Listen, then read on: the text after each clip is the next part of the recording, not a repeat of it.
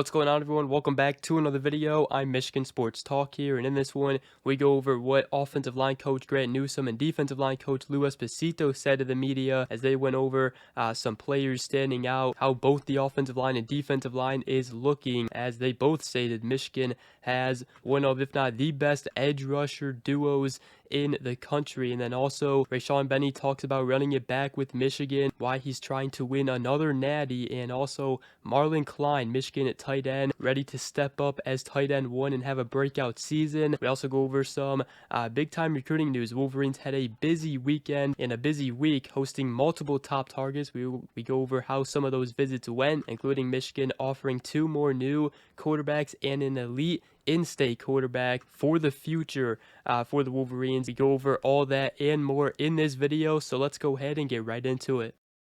Alright, so to start this video, I did want to talk about what offensive line coach Grant Newsome and defensive line coach Lou Esposito said to the media as they both had press conferences today. And we'll first start with Grant Newsome, as he first talked about new offensive coordinator Chip Lindsey. He said it's been very seamless. It's been awesome to work with him. He also obviously talked about a lot on Michigan's offensive line, some players standing out, but he said that if Michigan played tomorrow, they would have a very good starting 5. He said you could see up to 8 guys factor into starting roles, but he said Evan Link, he played his best down the stretch of the season, and he said that it has continued that way in the spring here. Also stated that Nathan Afobe definitely in the mix for a starting spot, in that they've been very encouraged by him, both Nathan Afobe and Jake Guarnera for that matter. He also said that Giovanni Elhadi and Greg Crippen have really taken on leadership roles. Also said that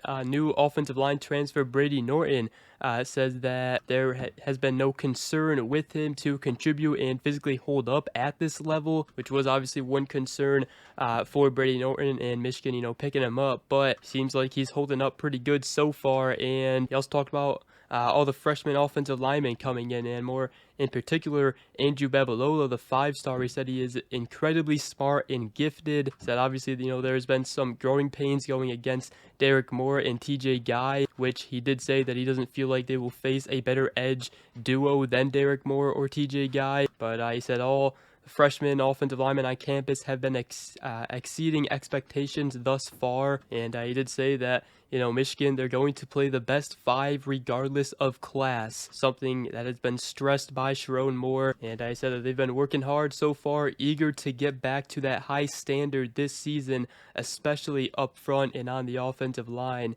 And then also defensive line coach Lou Esposito talked to the media a little bit as well. He first said that they know they lost a lot of talent, but feels they have a lot of talent and brought in a lot of talent this offseason still. He did say that they feel really good about the interior of the defensive line right now. Obviously, they got Trey Williams, Damon Payne from the transfer portal, but I feel like they got multiple starters in the middle with both of them, and then also Rayshaun Benny, who should be a starter. You also got younger guys like Trey Pierce, so no doubt defensive line is going to be one of the best again in college football for Michigan next season. He also said that both edges, Derrick Moore, TJ Guy, have been great leaders, and also the young talented edge Dominic Nichols. He said that his progress has been really great, and while he could always pass rush, he's starting to excel in the run game as well. He also stated about Michigan's defense that the beauty of this defense is its position-less defense, and also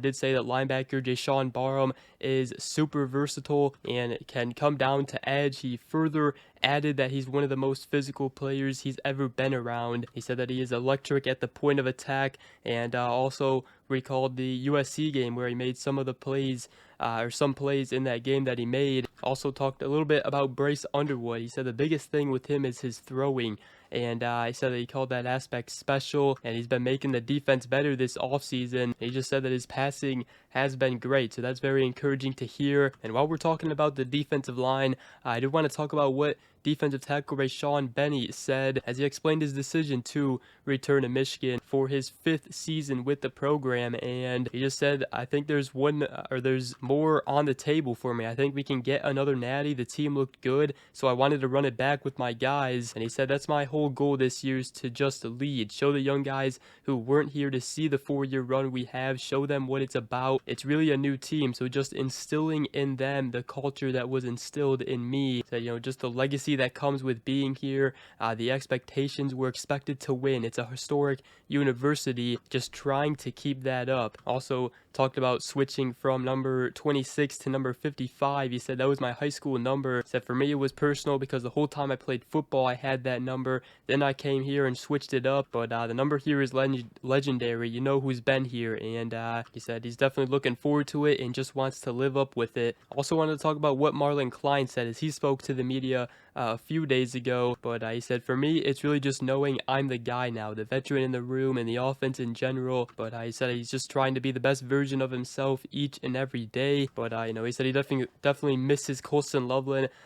Was really good friends and spent a lot of time with him. But he said I've learned a lot of great things from him. The way he approaches each and every single day, coming in here and just trying to be the best version of yourself. And he said, I just think with Coach Lindsey being here, the offense kind of spreading out a little bit, doing what I came here to do, but still getting better in the run game and being more consistent. He said he's just very excited. Obviously, he is the next guy up here in the tight end room. And I tell you what, it's a pretty dang good replacement for Colston Loveland, having Marlin Klein just waiting for his time to come. And next season is his time now. He's very talented, a very athletic tight end, and now he's got a chance to really put it on display this upcoming season. Then I also did want to talk about some recruiting news here for the Wolverines. Michigan hosted multiple top targets over this past weekend and also throughout the whole week. It was a very busy week. I wanted to talk about how some of those visits went with some of the top targets, including Javion Osborne, 2026 four-star top 100 running back from the state of Texas. Michigan, a top contender in his recruitment. He visited Michigan this past week, and he told Steve Wiltfong of On3 that it was a great visit. Just Michigan is a great place. Definitely excited to see what they have in store. Said the practice and intensity was great. Bryce Underwood, seeing him in person is just like, wow, a generational talent, and playing behind something like that is something to look at. So that's what he had to say. And along with Osborne, the 2026 four-star defensive back Jordan Thomas also visited Michigan. He told Steve Wiltfong of On3 that some of my favorite things about this experience was getting to talk with Coach Moore, Coach Morgan, Coach Wink. It was also great to see their first spring scrimmage. What excites me about Michigan is just their winning tradition and legacy and preparing their athletes to play at the highest level.